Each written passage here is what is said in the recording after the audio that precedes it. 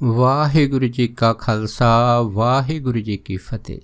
ਗੁਰੂ ਪਿਆਰੀ ਗੁਰੂ ਸਵਾਰੀ ਪਰਮ ਸਤਿਕਾਰਯੋਗ ਸਾਧ ਸੰਗਤ ਜੀਓ, ਅੱਜ ਦਾਸ ਦਸ਼ਮੇਸ਼ ਪਿਤਾ ਸਾਹਿਬ ਸ੍ਰੀ ਗੁਰੂ ਗੋਬਿੰਦ ਸਿੰਘ ਮਹਾਰਾਜ ਦੇ ਸੱਚਖੰਡ ਜਾਣ ਤੋਂ 50 ਸਾਲ ਬਾਅਦ ਦੀ ਇੱਕ ਇਤਿਹਾਸਕ ਘਟਨਾ ਦਾ ਜ਼ਿਕਰ ਦਾਸ ਆਪ ਸਾਰੀਆਂ ਸੰਗਤਾਂ ਨਾਲ ਸਾਂਝਾ ਕਰਦਾ ਹੈਗਾ।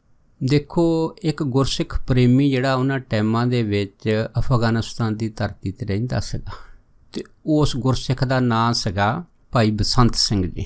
ਇਹ ਜਿਹੜੇ ਭਾਈ ਬਸੰਤ ਸਿੰਘ ਹੁੰਦੇ ਸੀ, ਬੜੇ ਨਿਤਨੇਮੀ ਔਰ ਬੜੀ ਚੜ੍ਹਦੀ ਕਲਾ ਵਾਲੇ ਗੁਰਸਿੱਖ ਹੁੰਦੇ ਸੀ। ਅਤੇ ਇਹਨਾਂ ਦੀ ਜਿਹੜੀ ਪਤਨੀ, ਜਿਹਦਾ ਨਾਂ ਸੀਗਾ ਬੀਬੀ ਦਇਆ ਕੌਰ, ਇਹ ਵੀ ਗੁਰ ਘਰ ਦੇ ਅਨੰਨ ਸੇਵਕ ਸੀਗੇ, ਸ਼ਰਧਾਲੂ ਸੀਗੇ ਅਤੇ ਪੂਰਨ ਨਿਤਨੇਮ ਦੇ ਵਿੱਚ ਪ੍ਰਪੱਕ ਸੀਗੇ। ਸੋ ਇਸ ਤਰ੍ਹਾਂ ਇਹ ਜਿਹੜਾ ਪ੍ਰੇਮੀ ਸੀਗਾ, ਦਸਾਂ ਨੌਹਾਂ ਦੀ ਕਿਰਤ ਕਰਦਾ ਹੋਇਆ ਕਲਗੀਧਰ ਮਹਾਰਾਜ ਦੇ ਪ੍ਰੇਮ ਦੇ ਵਿੱਚ ਆਪਣਾ ਜਿਹੜਾ ਜੀਵਨ ਆ ਉਹਦਾ ਨਿਰਵਾਹ ਚਲਾ ਰਿਹਾ ਸੀ।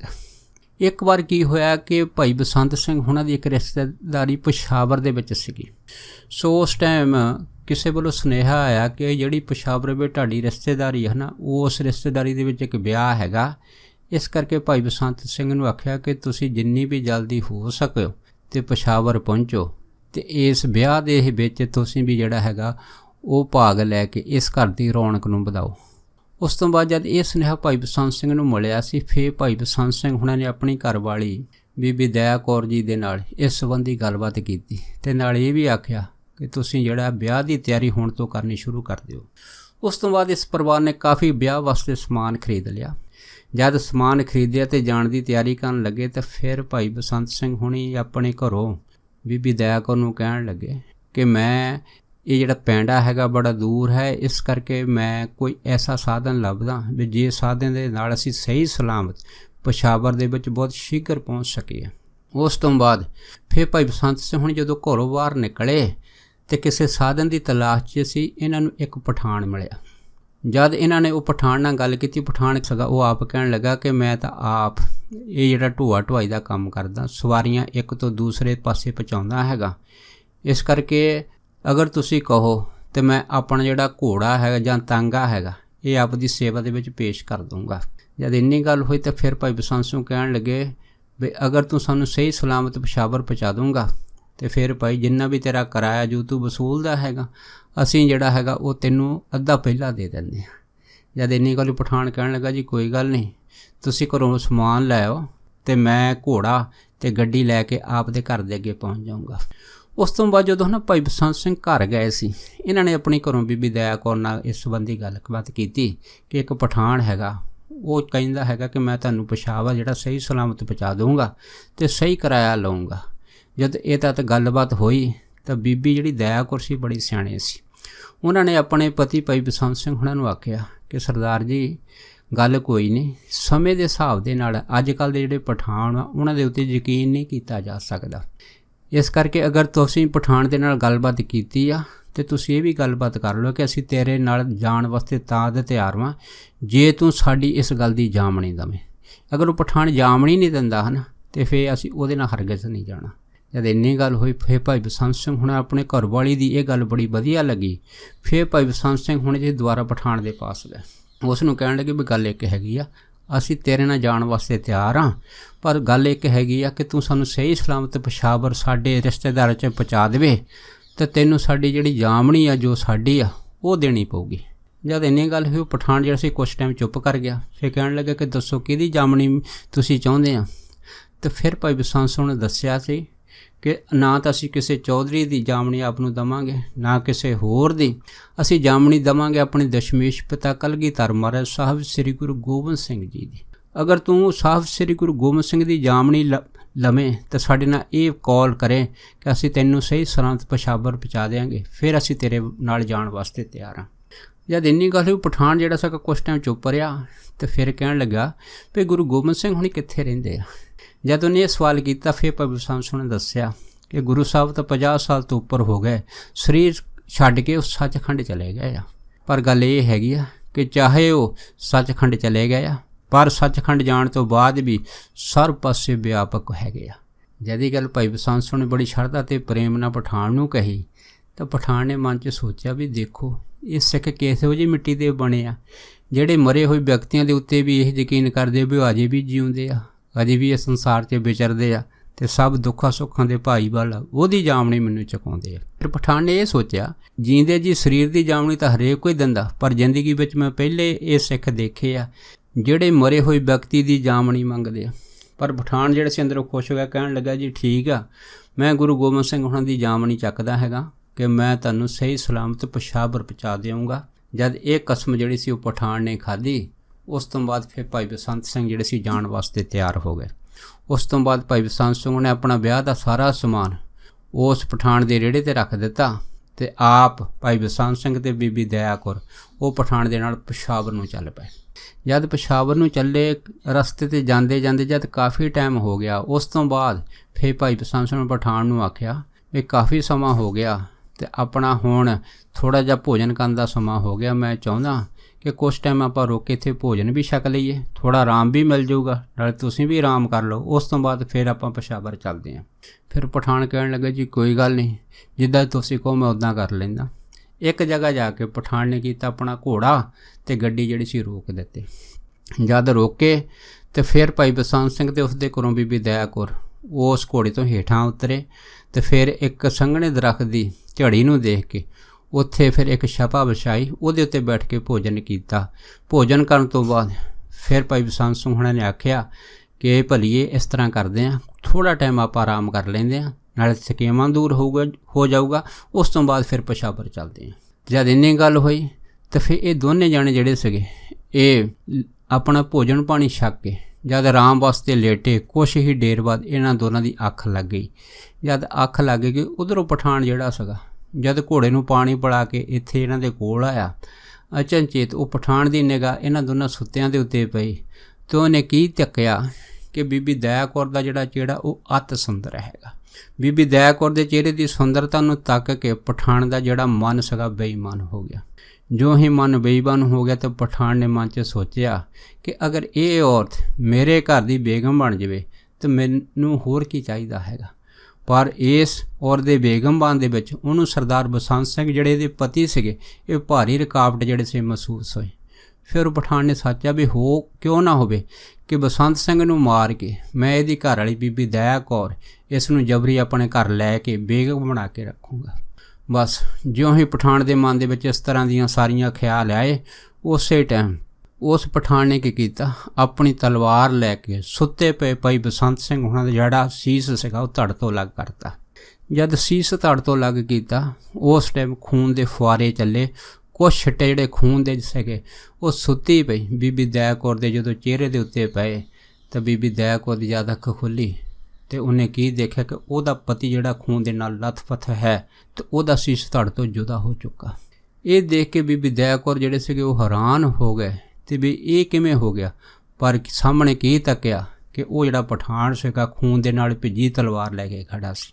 ਫਿਰ ਬੀਬੀ ਦਇਆ ਕੌਰ ਜੀ ਨੂੰ ਸਮਝਣ ਦੇ ਵਿੱਚ ਦੇਰ ਨਹੀਂ ਲੱਗੀ ਕਿ ਇਸੇ ਹੀ ਪਠਾਨ ਨੇ ਮੇਰੇ ਪਤੀ ਦਾ ਸੀਸ ਧੜ ਤੋਂ ਅਲੱਗ ਕਰ ਦਿੱਤਾ। ਪਰ ਫਿਰ ਉਹ ਪਠਾਨ ਨੇ ਬੀਬੀ ਦਇਆ ਕੌਰ ਨੂੰ ਦੇਖਿਆ ਤੇ ਫਿਰ ਆਪ ਹੀ ਬੋਲ ਪਿਆ ਕਿ ਮੈਂ ਹੀ ਤੇਰੇ ਪਤੀ ਦਾ ਜਿਹੜਾ ਸੀਸ ਵਾ ਧੜ ਤੋਂ ਅਲੱਗ ਕਰ ਦਿੱਤਾ ਹੈਗਾ, ਇਸ ਕਰਕੇ ਕਿ ਮੈਂ ਤੇਰਾ ਸੀਸ ਵੀ ਧੜ ਤੋਂ ਅਲੱਗ ਕਰ ਦਿਆਂ, ਤੈਨੂੰ ਮੇਰੀ ਇਹ ਗੱਲ ਮੰਨਣੀ ਪਊਗੀ ਕਿ ਤੂੰ ਮੇਰੇ ਨਾਲ ਮੇਰੇ ਘਰ ਚਲੀ ਜਾ। ਮੈਂ ਤੁਹਾਡੇ ਸਮਾਨ ਦੇ ਉੱਤੇ ਵੀ ਕਬਜ਼ਾ ਕਰ ਲਿਆ ਤੇ ਅਗਰ ਤੂੰ ਮਰ ਕੇ ਮੇਰੇ ਘਰ ਚਲੀ ਜਾਊਂਗੀ ਤਾਂ ਮੈਂ ਤੈਨੂੰ ਬੇਗਮ ਬਣਾ ਕੇ ਰੱਖੂੰਗਾ। ਅਗਰ ਤੂੰ ਮੇਰੀ ਗੱਲ ਨਹੀਂ ਮੰਨੀ ਤੇ ਜਿਵੇਂ ਮੈਂ ਤੇਰੇ ਪਤੀ ਦਾ ਇਸ ਤਰ੍ਹਾਂ ਸਿਰ ਜਿਹੜਾ ਧੜ ਤੋਂ ਅਲੱਗ ਕਰਤਾ, ਇਸ ਤਰ੍ਹਾਂ ਤੇਰਾ ਵੀ ਕਰ ਦਊਂਗਾ। ਜਦੋਂ ਪਠਾਨ ਨੇ ਇਹ ਗੱਲ ਬੀਬੀ ਦਇਆ ਕੌਰ ਨੂੰ ਆਖੀ, ਫਿਰ ਬੀਬੀ ਦਇਆ ਕੌਰ ਜੀ ਨੇ ਪਠਾਨ ਨੂੰ ਬੜੇ ਉੱਚੀ ਸੁਰ ਦੇ ਵਿੱਚ ਸ਼ੇਰਨੀ ਵਾਂਗੂ ਗਰਜ ਕੇ ਆਖਿਆ ਕਿ ਹੇ ਦੁਸ਼ਟਾ, ਹੇ ਪਾਪੀ, ਤੈਨੂੰ ਤਾਂ ਨਰਕ ਜਗ੍ਹਾ ਨਹੀਂ ਦਊਗੀ। ਕਿਉਂ? ਕਿਉਂਕਿ ਤੂੰ ਮੇਰੇ ਸੁੱਤੇ ਪਏ ਪਤੀ ਭਾਈ ਬਸੰਤ ਸਿੰਘ ਹੁਣਾਂ ਦਾ ਜਿਹੜਾ ਸੀਸ ਹੈਗਾ ਧੜ ਤੋਂ ਅਲੱਗ ਕਰ ਦਿੱਤਾ। ਤੂੰ ਬਹੁਤ ਬੁੱਝਦਿਲਾਂ ਵਾਲਾ ਕੰਮ ਕੀਤਾ। ਤੈਂ ਸਾਡੀ ਪਿੱਠ ਦੇ ਪਿੱਛੇ ਖੰਜਰ ਮਾਰਿਆ ਹੈ। ਅਸੀਂ ਤਾਂ ਤੇਰੇ ਉੱਤੇ ਯਕੀਨ ਕੀਤਾ ਸੀਗਾ ਕਿ ਤੂੰ ਧੰਨ ਸਾਹਿਬ ਸ੍ਰੀ ਗੁਰੂ ਗੋਬਿੰਦ ਸਿੰਘ ਦੀ ਜਾਮਣੀ ਚੱਕ ਕੇ ਇੰਨਾ ਵੱਡਾ ਝੂਠ ਕੁਫਰ ਜਿਹੜਾ ਸਾਡੇ ਨਾਲ ਧਰੋ ਕਮਾਇਆ ਹੈਗਾ, ਮੇਰਾ ਪਤੀ ਮੇਰੇ ਤੋਂ ਖੋਹ ਲਿਆ ਹੈਗਾ ਤੇ ਤੈਨੂੰ ਨਰਕਾਂ ਦੇ ਵਿੱਚ ਵੀ ਜਗ੍ਹਾ ਨਹੀਂ ਮਿਲੂਗੀ। ਇਸ ਤਰ੍ਹਾਂ ਬੀਬੀ ਦਇਆ ਕੌਰ ਨੇ ਜਦ ਪਠਾਨ ਨੂੰ ਲਲਕਾਰ ਕੇ ਇਹ ਗੱਲ ਆਖੀ, ਉਹ ਪਠਾਨ ਜਿਹੜਾ ਸੀ ਫਿਰ ਉੱਚੀ ਉੱਚੀ ਹੱਸਣ ਲੱਗ ਪਿਆ। ਉਹ ਕਹਿਣ ਲੱਗਾ ਕਿ ਤੂੰ ਜੋ ਮੈਨੂੰ ਮਰਜ਼ੀ ਕਹਿ ਲਾ, ਇਸ ਅਜਾੜ ਬੀਆਬਾਨ ਦੇ ਵਿੱਚ ਤੇਰੀ ਜਿਹੜੀ ਆਵਾਜ਼ ਕੋਈ ਨਹੀਂ ਸੁਣੂਗਾ। ਬਾਕੀ ਤੂੰ ਜਿਹੜੀ ਜਾਮਣੀ ਦੀ ਗੱਲ ਕੀਤੀ ਆ, ਜਿਉਂਦੇ ਦੀ ਜਾਮਣੀ ਤਾਂ ਜਿਹੜੀ ਆ ਕਹਿੰਦੇ ਮੈਂ ਘੱਟ ਹੀ ਮੰਨਦਾ, ਪਰ ਤੂੰ ਮੈਨੂੰ ਮਰੇ ਹੋਏ ਵਿਅਕਤੀ ਦੀ ਜਾਮਣੀ ਚੁੱਕਣ ਵਾਸਤੇ ਕਿਹਾ ਹੈਗਾ, ਦੱਸ ਕਦੀ ਮਰੇ ਵੀ ਜੀਂਦੇ ਹੋਏ ਆ। ਜਦ ਇੱਕ ਵਾਰ ਪਠਾਨ ਨੇ ਬੀਬੀ ਦਇਆ ਕੌਰ ਜੀ ਨੂੰ ਆਖੀ ਸੀ ਤਾਂ ਬੀਬੀ ਦਇਆ ਕੌਰ ਕਹਿਣ ਲੱਗੇ, ਕਹਿੰਦੇ ਹੇ ਮੂਰਖ, ਤੂੰ ਨਹੀਂ ਜਾਣਦਾ ਕਿ ਮੇਰੇ ਪਿਤਾ ਸਾਹਿਬ ਸ੍ਰੀ ਗੁਰੂ ਗੋਬਿੰਦ ਸਿੰਘ ਮਹਾਰਾਜ ਉਹ ਹਮੇਸ਼ਾ ਹਾਜ਼ਰ ਨਾਜ਼ਰ ਵਾ, ਔਰ ਜਿੱਥੇ ਵੀ ਕੋਈ ਆਵਾਜ਼ ਮਾਰਦਾ ਉੱਥੇ ਛਣ ਦੇ ਵਿੱਚ ਪਹੁੰਚ ਜਾਂਦੇ ਆ। ਤੂੰ ਇਹ ਨਹੀਂ ਜਾਣਦਾ ਕਿ ਜਿਸ ਤਰ੍ਹਾਂ ਤੂੰ ਮੇਰੇ ਪਤੀ ਦਾ ਸੀਸ ਧੜ ਤੋਂ ਲੱਗ ਕੀਤਾ, ਇਸੇ ਤਰ੍ਹਾਂ ਉਹ ਤੇਰਾ ਸੀਸ ਵੀ ਜਿਹੜਾ ਧੜ ਤੋਂ ਲੱਗ ਕਰਨਗੇ, ਔਰ ਤੈਨੂੰ ਇੱਥੇ ਸਦਾ ਵਾਸਤੇ ਇਸੇ ਹੀ ਧਰਤੀ ਦੇ ਉੱਤੇ ਲਟਾ ਦੇਣਗੇ। ਜਦ ਬੀਬੀ ਦਇਆ ਕੌਰ ਜੀ ਨੇ ਇਸ ਤਰ੍ਹਾਂ ਕੀਤੀ, ਉਹ ਪਠਾਨ ਨੇ ਉਸੇ ਟਾਈਮ ਬੀਬੀ ਦਇਆ ਕੌਰ ਦੇ ਉੱਤੇ ਇੱਕਦਮ ਆਪਣਾ ਹਮਲਾ ਬੋਲਿਆ ਅਤੇ ਬਾਹੋਂ ਫੜ ਕੇ ਜਬਰੀ ਜਿਹੜਾ ਸੀ ਆਪਣੇ ਘਰ ਵੱਲ ਨੂੰ ਖਿੱਚ ਧੂਈ ਕਰਨ ਲੱਗ ਪਿਆ। ਜਦ ਘਰ ਵੱਲ ਨੂੰ ਖਿੱਚ ਧੂਈ ਕਰਨ ਲੱਗ ਪਿਆ, ਫਿਰ ਬੀਬੀ ਦਇਆ ਕੌਰ ਜੀ ਨੇ ਪਠਾਨ ਦੇ ਨਾਲ ਮੁਕਾਬਲਾ ਕੀਤਾ। ਮੁਕਾਬਲਾ ਕਰਦਿਆਂ ਕਰਦਿਆਂ ਫਿਰ ਕਲਗੀਧਰ ਮਹਾਰਾਜ ਦੇ ਪਿਆਰ ਦੇ ਵਿੱਚ ਆਵਾਜ਼ਾਂ ਮਾਰਨੀਆਂ ਸ਼ੁਰੂ ਕੀਤੀਆਂ ਕਿ ਹੇ ਦਸ਼ਮੇਸ਼ ਪਿਤਾ, ਹੇ ਕਲਗੀਧਰ ਮਹਾਰਾਜ, ਹੇ ਬਾਜਾਂ ਵਾਲੇ, ਹੇ ਨੀਲੇ ਘੋੜੇ ਦੇ ਸਵਾਰ, ਹੇ ਪੰਜਾਂ ਪਿਆਰਿਆਂ ਦੇ ਅੰਮ੍ਰਿਤ ਦੇ ਦਾਤੇ, ਛੇਤੀ ਕਰ, ਛੇਤੀ ਬੋੜ ਤੇ ਮੇਰੀ ਇਸ ਦੁਸ਼ਟ ਪਠਾਨ ਤੋਂ ਰੱਖਿਆ ਕਰ। ਜਦ ਇਸ ਤਰ੍ਹਾਂ ਆਵਾਜ਼ਾਂ ਮਾਰੀਆਂ, ਉਸ ਟਾਈਮ ਫਿਰ ਕਲਗੀਧਰ ਮਹਾਰਾਜ ਸੱਚਖੰਡ ਦੇ ਵਿੱਚ ਆਪਣੇ ਨਿੱਜ ਸਰੂਪ ਦੇ ਧਿਆਨ 'ਚ ਬੈਠੇ ਸੀ।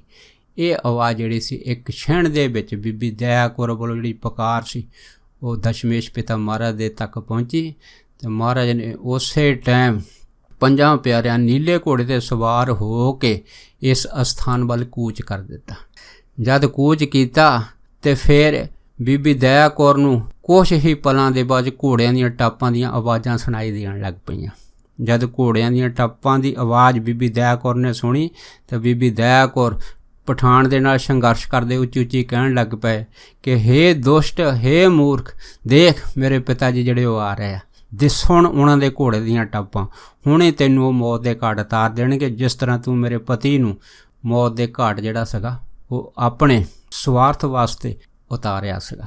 ਬਸ ਇਉਂ ਹਜੇ ਗੱਲ ਚੱਲ ਹੀ ਰਹੀ ਸੀ ਕਿ ਪਿੱਛੋਂ ਇੱਕ ਸ਼ੂਕਦਾ ਹੋਇਆ ਤੀਰ ਜਿਹੜਾ ਆਇਆ ਅਤੇ ਸਿੱਧਾ ਪਠਾਨ ਦੀ ਜਿਹੜੀ ਉਹ ਸਿਰ ਦੇ ਵਿੱਚ ਵੱਜਾ, ਔਰ ਜਦ ਪੁੜਪੜੀ 'ਚ ਵੱਜਾ ਅਤੇ ਇਸ ਪੁੜਪੜੀ ਨੂੰ ਦੋ ਜਗ੍ਹਾ ਚੀਰਦਾ ਹੋਇਆ ਅੱਗੇ ਨਿਕਲ ਗਿਆ। ਜਦ ਅੱਗੇ ਨਿਕਲ ਗਿਆ, ਉਸੇ ਟਾਈਮ ਉਹ ਜਿਹੜਾ ਪਠਾਨ ਸੀਗਾ ਉਹ ਗਸ਼ ਖਾ ਕੇ ਧਰਤੀ 'ਤੇ ਡਿੱਗਿਆ ਅਤੇ ਬਸ ਉੱਥੇ ਹੀ ਢਹਿ ਢੇਰੀ ਹੋ ਗਿਆ। ਜਦ ਪਠਾਨ ਢਹਿ ਢੇਰੀ ਹੋ ਗਿਆ, ਇੱਧਰੋਂ ਬੀਬੀ ਦਇਆ ਕੌਰ ਜੀ ਨੇ ਕੀ ਦੇਖਿਆ ਕਿ ਕਲਗੀਧਰ ਮਹਾਰਾਜ ਦੀ ਕਲਗੀ ਦੀ ਲਸ਼ਕ ਜਿਹੜੀ ਹੈ ਦੂਰੋਂ ਉਸ ਦੀ ਚਮਕ ਉਸ ਨੇ ਦੇਖੀ, ਔਰ ਨਾਲ ਕੀ ਦੇਖਿਆ ਕਿ ਜਿੱਥੇ ਦਸ਼ਮੇਸ਼ ਪਿਤਾ ਨੀਲੇ ਘੋੜੇ 'ਤੇ ਸਵਾਰ ਹੋ ਕੇ ਸਿੱਧੇ ਹੀ ਉਹਨਾਂ ਵੱਲ ਆ ਰਹੇ ਆ ਅਤੇ ਇਹਨਾਂ ਦੇ ਨਾਲ ਹੀ ਪਿੱਛੇ ਪੰਜ ਪਿਆਰੇ ਘੋੜਿਆਂ ਦੇ ਉੱਤੇ ਸਵਾਰ ਹੋ ਕੇ ਉਹਨਾਂ ਵੱਲ ਆ ਰਹੇ ਆ। ਉਸ ਤੋਂ ਬਾਅਦ ਅੱਖ ਪਲਕਦੇ ਸਾਰੇ ਦਸ਼ਮੇਸ਼ ਪਿਤਾ ਬੀਬੀ ਦਇਆ ਕੌਰ ਜੀ ਦੇ ਪਾਸ ਪਹੁੰਚ ਗਏ। ਜਦ ਪਹੁੰਚੇ ਤਾਂ ਬੀਬੀ ਦਇਆ ਕੌਰ ਜੀ ਨੇ ਜਦ ਇਹ ਜਿਹੜਾ ਸੀ ਪ੍ਰਤੱਖ ਕੌਤਕ ਆਪ ਅੱਖੀਂ ਦੇਖਿਆ ਅਤੇ ਉਹਦੇ ਮਨ ਦੇ ਵਿੱਚ ਇਹ ਸ਼ਬਦ ਗੂੰਜਿਆ ਕਿ ਜੈਸਾ ਸਤਿਗੁਰ ਸੁਣੀਦਾ ਤੈਸੋ ਹੀ ਮੈਂ ਡੀਠ, ਵਿਛੜਿਆ ਮੇਲੇ ਪ੍ਰਭ ਦਰਗੇ ਕਾ ਬਸੀਠ। ਉਸ ਤੋਂ ਬਾਅਦ ਦਸ਼ਮੇਸ਼ ਪਿਤਾ ਜੀ ਨੇ ਬੀਬੀ ਦਇਆ ਕੌਰ ਜੀ ਦੇ ਸੀਸ ਦੇ ਉੱਤੇ ਹੱਥ ਰੱਖਿਆ। ਹੱਥ ਰੱਖ ਕੇ ਕਹਿਣ ਲੱਗੇ, ਬੇਟਾ ਨਿਹਾਲ ਨਿਹਾਲ ਨਿਹਾਲ।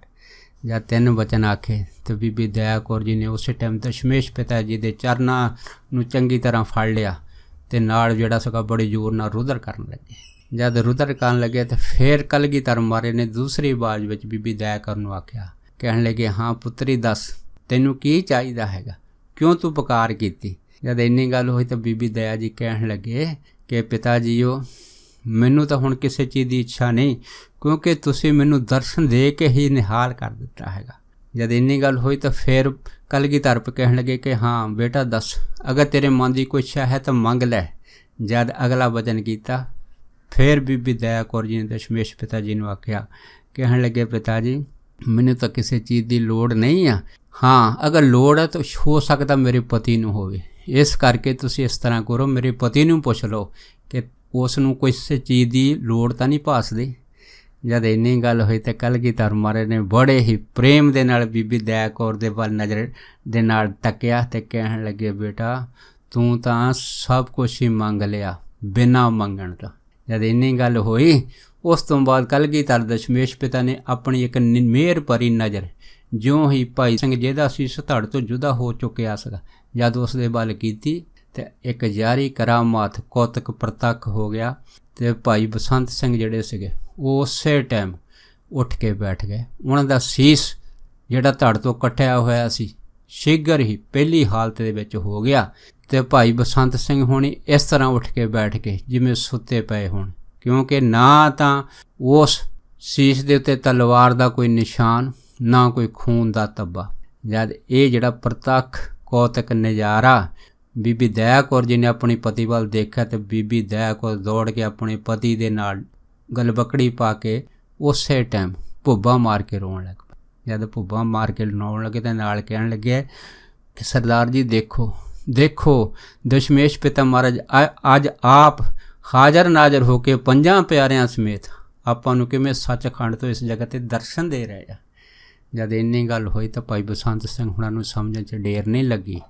ਉਸੇ ਟਾਈਮ ਫਿਰ ਭਾਈ ਬਸੰਤ ਸਿੰਘ ਜਿਹੜੇ ਸੀਗੇ ਉਹ ਕਲਗੀਧਰ ਮਹਾਰਾਜ ਦੇ ਚਰਨਾਂ ਦੇ ਉੱਤੇ ਜਿਹੜੇ ਸੀ ਉਸੇ ਟਾਈਮ ਟਹਿ ਪਏ। ਜਦ ਟਹਿ ਪਏ ਤੇ ਫਿਰ ਕਲਗੀਧਰ ਦਸ਼ਮੇਸ਼ ਪਿਤਾ ਨੇ ਬੀਬੀ ਦਇਆ ਕੌਰ ਨੂੰ ਆਖਿਆ, ਕਹਿੰਦੇ ਵੀ ਬੇਟਾ ਹੁਣ ਸਾਡਾ ਸਮਾਂ ਹੋ ਗਿਆ, ਅਸੀਂ ਹੁਣ ਵਾਪਸ ਸੱਚਖੰਡ ਚੱਲੇ ਹਾਂ। ਜਦ ਇੰਨੀ ਗੱਲ ਹੋਈ ਤਾਂ ਬੀਬੀ ਦਇਆ ਕੌਰ ਤੇ ਉਸ ਦੇ ਪਤੀ ਭਾਈ ਬਸੰਤ ਸਿੰਘ ਹੁਣਾਂ ਨੇ ਕਲਗੀਧਰ ਮਹਾਰਾਜ ਦੇ ਚਰਨ ਫੜ ਲਏ। ਜਦ ਚਰਨ ਫੜੇ ਤੇ ਕਹਿਣ ਲੱਗੇ, ਪਿਤਾ ਜੀਓ ਅਗਰ ਤੁਸੀਂ ਚੱਲੇ ਹੋ ਤਾਂ ਇੱਕ ਕਿਰਪਾ ਹੋਰ ਕਰ ਦਿਓ, ਜਿਸ ਤਰ੍ਹਾਂ ਮੇਰੇ ਮਰੇ ਹੋਏ ਪਤੀ ਨੂੰ ਤੁਸੀਂ ਦੁਬਾਰਾ ਜੀਵਿਤ ਕਰ ਦਿੱਤਾ ਹੈਗਾ, ਤੇ ਇਸੇ ਤਰ੍ਹਾਂ ਤੁਸੀਂ ਸਾਨੂੰ ਵੀ ਸੱਚਖੰਡ ਲੈ ਜਾਓ, ਕਿਉਂਕਿ ਅਸੀਂ ਹੁਣ ਇਸ ਮਾਤ ਲੋਕ ਵਿੱਚ ਰਹਿਣਾ ਨਹੀਂ ਚਾਹੁੰਦੇ ਹੈਗੇ। ਜਦ ਇੰਨੀ ਗੱਲ ਹੋਈ ਤਾਂ ਫਿਰ ਕਲਗੀਧਰ ਮਹਾਰਾਜ ਨੇ ਬੀਬੀ ਦਇਆ ਕੌਰ ਜੀ ਨੂੰ ਆਖਿਆ, ਕਹਿੰਦੇ ਦੇਖ ਪੁੱਤਰੀ, ਹਜੇ ਤੁਹਾਡਾ ਸਮਾਂ ਨਹੀਂ ਆਇਆ, ਹਜੇ ਤੁਸੀਂ ਸੰਸਾਰ ਦੇ ਵਿੱਚ ਸਿੱਖੀ ਦੇ ਪ੍ਰਤੀ ਬਹੁਤ ਕੰਮ ਕਰਨੇ ਆ, ਤੇ ਇਹ ਕੰਮ ਜਿਹੜੇ ਹੈ ਤੁਸੀਂ ਅੱਜ ਤੋਂ ਹੀ ਸ਼ੁਰੂ ਕਰਨੇ ਆ, ਤੇ ਉਸ ਤੋਂ ਬਾਅਦ ਜਦੋਂ ਤੁਹਾਡਾ ਅੰਤ ਸਮਾਂ ਆਊਗਾ ਉਸ ਟਾਈਮ ਅਸੀਂ ਤੁਹਾਨੂੰ ਵਚਨ ਦਿੰਦੇ ਹਾਂ ਕਿ ਅਸੀਂ ਆਪ ਦੋਨਾਂ ਪਤੀ ਪਤਨੀ ਨੂੰ ਆਪਣਾ ਜੋ ਨਿਜ ਧਾਮ ਸੱਚਖੰਡ ਹੈ ਉੱਥੇ ਜ਼ਰੂਰ ਲੈ ਕੇ ਜਾਵਾਂਗੇ। ਜਦ ਇਹ ਵਚਨ ਦਸ਼ਮੇਸ਼ ਪਿਤਾ ਜੀ ਨੇ ਬੀਬੀ ਦਇਆ ਕੌਰ ਤੇ ਉਸਦੇ ਪਤੀ ਭਾਈ ਬਸੰਤ ਸਿੰਘ ਨੂੰ ਦਿੱਤਾ ਸੀ, ਬਸ ਫੇਰ ਕੀ ਸੀ, ਫੇਰ ਤਾਂ ਖੁਸ਼ੀ ਦੀ ਕੋਈ ਹੱਦ ਹੀ ਨਹੀਂ ਰਹੀ। ਉਸ ਤੋਂ ਬਾਅਦ ਦੇਖੋ ਕਲਗੀਧਰ ਮਹਾਰਾਜ ਜਿਹੜੇ ਸੀ ਉਹ 5 ਪਿਆਰਿਆਂ ਸਮੇਤ ਉਸ ਹੀ ਅਸਥਾਨ ਤੋਂ ਅਲੋਪ ਹੋ ਗਏ। ਉਸ ਤੋਂ ਬਾਅਦ ਫਿਰ ਬੀਬੀ ਦਇਆ ਕੌਰ ਤੇ ਭਾਈ ਬਸੰਤ ਸਿੰਘ ਹੋਣਾ ਨੇ ਆਪਣੇ ਰਹਿੰਦੇ ਸਵਾਸਾਂ ਤੱਕ ਸਾਰੇ ਹੀ ਇਸ ਇਲਾਕੇ ਦੇ ਵਿੱਚ ਸਿੱਖੀ ਦਾ ਪ੍ਰਚਾਰ ਕੀਤਾ। ਔਰ ਇਹ ਜਿਹੜੀ ਘਟਨਾ ਸੀ ਬੀਬੀ ਦਇਆ ਕੌਰ ਜੀ ਤੇ ਭਾਈ ਬਸੰਤ ਸਿੰਘ ਹੋਣਾ ਨਾਲ ਜੋ ਵਾਪਰੀ ਸੀ, ਇਹ ਜਿਹੜੇ ਸੀ ਉਹ ਅਕਸਰ ਸੰਗਤਾਂ ਵਿੱਚ ਸਾਂਝਾ ਕਰਦੇ ਹੁੰਦੇ ਸੀ ਕਿ ਕਿਸ ਤਰ੍ਹਾਂ ਇੱਕ ਪਠਾਨ ਦਾ ਜਿਹੜਾ ਮਨ ਸੀ ਉਹ ਰਸਤੇ 'ਚ ਬੇਈਮਾਨ ਹੋਇਆ ਤੇ ਉਹਨਾਂ ਨੇ ਮੇਰੇ ਪਤੀ ਦਾ ਸੀਸ ਧੜ ਤੋਂ ਅਲੱਗ ਕਰ ਦਿੱਤਾ। ਪਰ ਕਲਗੀਧਰ ਮਹਾਰਾਜ ਦਸ਼ਮੇਸ਼ ਪਿਤਾ ਦੀ ਕਿਰਪਾ ਦੇ ਨਾਲ ਕਿਵੇਂ ਧੜ ਤੋਂ ਅਲੱਗ ਹੋਇਆ ਸੀਸ ਜਿਹੜਾ ਸੀ ਦੁਬਾਰਾ ਜੁੜ ਗਿਆ, ਤੇ ਸਾਨੂੰ ਫਿਰ ਜਿਹੜਾ ਸੀ ਇੱਕ ਨਵਾਂ ਜੀਵਨ ਮਿਲਿਆ। ਤੇ ਇਸ ਨਵੇਂ ਜੀਵਨ ਦੇ ਵਿੱਚ ਜੋ ਡਿਊਟੀ ਕਲਗੀਧਰ ਦਸ਼ਮੇਸ਼ ਪਿਤਾ ਨੇ ਸਾਡੀ ਲਾਈ ਆ, ਇਸ ਡਿਊਟੀ ਦੇ ਵਿੱਚ ਅਸੀਂ ਜਿੰਨਾ ਵੀ ਹੋ ਸਕਦਾ ਵੱਧ ਤੋਂ ਵੱਧ ਜਿੰਨੇ ਵੀ ਗੁਰਸਿੱਖ ਹੈਗੇ ਆ ਜਾਂ ਹੋਰ ਸੰਗਤਾਂ ਹੈਗੀਆਂ ਉਹਨਾਂ ਨੂੰ ਗੁਰੂ ਗ੍ਰੰਥ ਸਾਹਿਬ ਦੀ ਬਾਣੀ ਦੇ ਨਾਲ ਜੋੜਨ ਦਾ ਯਤਨ ਕਰਦੇ ਹਾਂ। ਔਰ ਇਹ ਯਤਨ ਜਿਹੜਾ ਹੈਗਾ ਅਸੀਂ ਆਪਣੇ ਆਖਰੀ ਸਵਾਸਾਂ ਤੱਕ ਨਿਭਾਵਾਂਗੇ। ਦੇਖੋ ਇਹ ਜਿਹੜੀ ਘਟਨਾ ਇਹਨਾਂ ਦੋਨਾਂ ਦੰਪਤੀਆਂ ਦੇ ਨਾਲ ਹੋਈ ਸੀ, ਇਸ ਘਟਨਾ ਨੂੰ ਜਿਹੜਾ ਸੀਗਾ ਅੱਜ ਵੀ ਸੰਗਤਾਂ ਦੇ ਵਿੱਚ ਮਹਾਂਪੁਰਖ ਜਿਹੜੇ ਆ ਉਹ ਬੜੇ ਪ੍ਰੇਮ ਦੇ ਨਾਲ ਸੁਣਾਉਂਦੇ ਆ। ਔਰ ਖਾਸ ਕਰਕੇ ਸੰਤ ਸੁਜਾਨ ਸਿੰਘ ਹੋਣੀ ਜਿਹੜੇ ਸੀ ਉਹਨਾਂ ਨੇ ਇਹ ਘਟਨਾ ਕਈ ਵਾਰ ਸੰਗਤ ਦੇ ਵਿੱਚ ਇਹ ਸਾਂਝੀ ਕੀਤੀ ਸੀ, ਤਾਂ ਜੋ ਸੰਗਤ ਦਾ ਜਿਹੜਾ ਵਿਸ਼ਵਾਸ, ਯਕੀਨ, ਸਤਿਕਾਰ ਹੈ, ਪ੍ਰੇਮ ਹੈ, ਪਿਆਰ ਹੈ ਕਲਗੀਧਰ ਮਹਾਰਾਜ ਦੇ ਬਾਅਦ ਹੋਰ ਵੀ ਬੜੇ ਸਦਕ ਤੇ ਦ੍ਰਿੜਤਾ ਦੇ ਨਾਲ ਵੱਧ ਸਕੇ। ਸੋ ਦਾਸ ਇੰਨੇ ਹੀ ਵਚਨ ਆਪ ਸਾਰੀਆਂ ਸੰਗਤਾਂ ਨਾਲ ਸਾਂਝਾ ਕਰਦਾ ਹੋਇਆ ਖਿਮਾ ਦਾ ਜਾਚਕਵਾ ਜੀ। ਹੋਈਆਂ ਬੇਅੰਤ ਭੁੱਲਾਂ ਚੁੱਕਾਂ ਦੀ ਖਿਮਾ ਬਖਸ਼ਣੀ। ਸੋ ਫਤਿਹ ਬੁਲਾਓ। ਵਾਹਿਗੁਰੂ ਜੀ ਕਾ ਖਾਲਸਾ, ਵਾਹਿਗੁਰੂ ਜੀ ਕੀ ਫਤਿਹ।